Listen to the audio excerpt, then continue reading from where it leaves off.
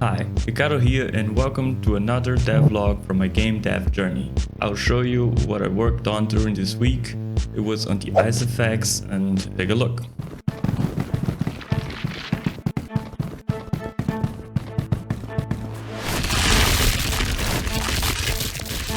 So, firstly I'll show the visuals of the hand, what did I do.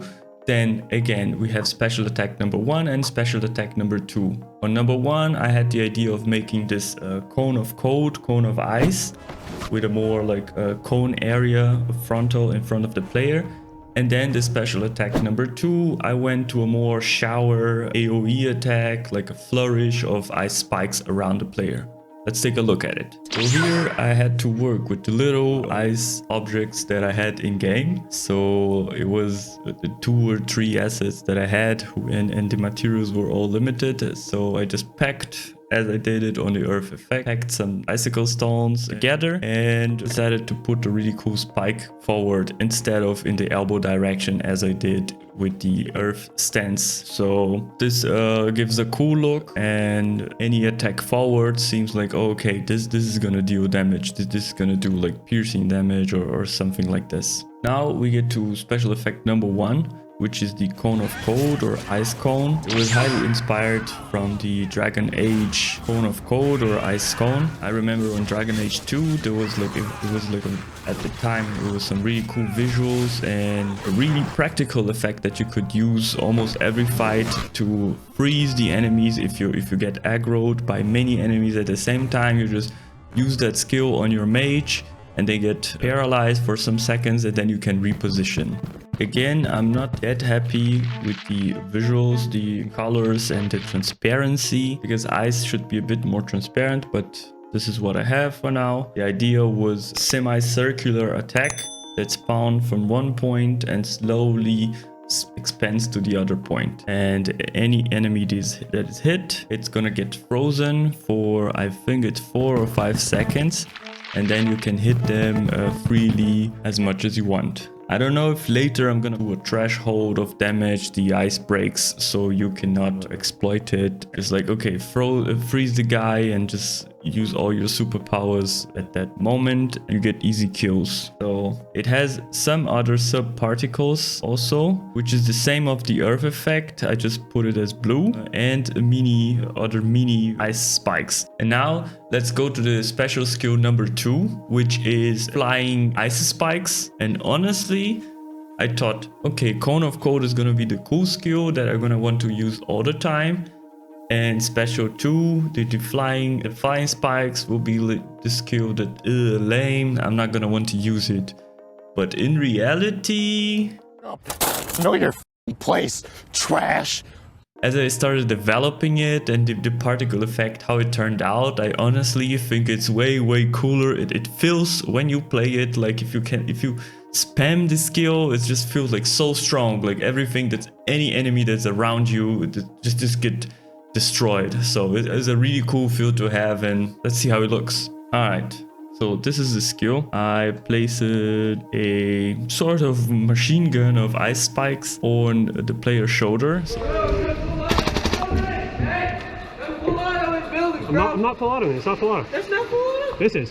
So he has one on the left shoulder and one in the right shoulder, each shooting to a different direction. And the idea is him to play an animation where he rotates like this. Then alongside his rotation, the spikes will rotate as well. So let's take a look how it looks in game. And then you guys can see also how it looks in combat. So as you can see, he sends spikes everywhere, and with everything they collide, they get destroyed, but they deal also damage. And you can see that there's like those little spikes explosions. So let's see it in combat, how much damage it do. Oh, duplicated those guys, but as you can see, they got destroyed, they got wrecked. Get riggedy wrecked, son! So let's try putting more enemies into the combat field and see how it goes.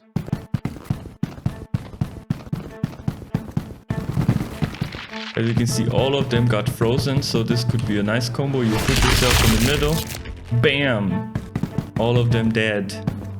So it's a pretty neat combo, I'm not gonna lie. Overpowered also. So this is something that I need to take a look at. I need to see if this is too much damage. As you can see in this slow motion, all the spikes rotating, some new getting spawned. Oh, this makes a hell of a cool shot. Take a look at that. Damn, son. Yeah. And to see if I will allow the player to spam this as crazy, or he has a cooldown, or he has now maybe we'll make a mana pool so he can use it as much as he wants, but when the mana is over, then he's gonna have to find a way to replenish it or not use special abilities anymore. And one little last update on the ice combo is I decided to add at the end of his 3 basic attack combo a little ice explosion at the end when he does like go with the ankle downwards. You'll be able to see that. Oh, well, now I have a mob of guys here. Let me see if I can lure just one perfectly. As you can see, the last hit does like an extra damage. I can show you that it has like a higher AoE too that has these.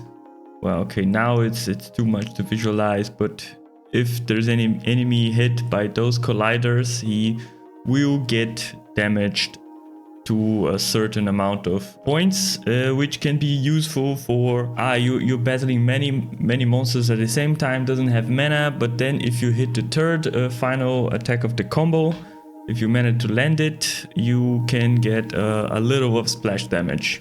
And to finish, let me just show you guys some little bugs that I found out while developing it. Here you can see that's why in the first video I couldn't break the pots when I was attacking, because the thing is, whenever I attacked, the collider got activated and it had gravity activated on it. So it would get activated for 0.5 seconds and fall down for 0.5 seconds and then deactivate it. And every time it would happen. So when I was attacking, my collider was like way on Nirvana, like way down minus 200 in the Y axis, while I was trying to attack it. So I would never be able to hit it. So now that's fixed. And also another weird thing that I need to also take care of is some skills are still spammable and even spammable when dead. Yeah, gotta look into that.